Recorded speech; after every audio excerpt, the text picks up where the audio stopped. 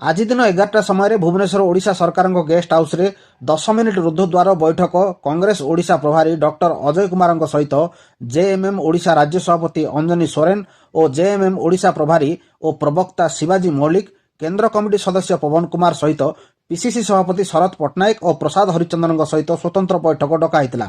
ଏଥିରେ city share କଥା ଆଲୋଚନା ହୋଇଥିଲା। କେଉଁ ଦଳ କୋଉଠି କେତେ ସିଟ୍ ନେବାକୁ ଚାହୁଁଛି ତାହା ଜାନୁଆରୀ ମାସ 10 ତାରିଖ ଭିତରେ ଜଣାଇଲେ ପୁଣି ଏକ ଆଲୋଚନା ହୋଇପାରେ ବୋଲି ସ୍ଥିର କରାଯିବାର ନିଷ୍ପତ୍ତି ନିଆଯିବା ସହିତ ରାହୁଲ ଗାନ୍ଧୀଙ୍କର ପଦଯାତ୍ରା ରୋଡ୍ ମ୍ୟାପ୍ ତିଆରି କରିବା ଉପରେ ଆଲୋଚନା ହୋଇଥିଲା। ଶେଷରେ ଜେଏମ୍ଏମ୍ ରାଜ୍ୟ ସଭାପତି ଅଞ୍ଜନୀ ସୋରେନ୍ କହିଥିଲେ ଝାଡ଼ଖଣ୍ଡ ମୁଖ୍ୟମନ୍ତ୍ରୀ ହେମନ୍ତ ସୋରେନ୍ ଓ ଜେଏମ୍ଏମ୍ କେନ୍ଦ୍ରୀୟ କମିଟି ସହିତ ଆଲୋଚନା କରି ତାଙ୍କୁ ରିପୋର୍ଟ ଦେବେ ବୋଲି ଡକ୍ଟର ଅଜୟ କୁମାର ଓ ପିସିସି ସଭାପତିଙ୍କୁ ଜଣାଇଥିଲେ।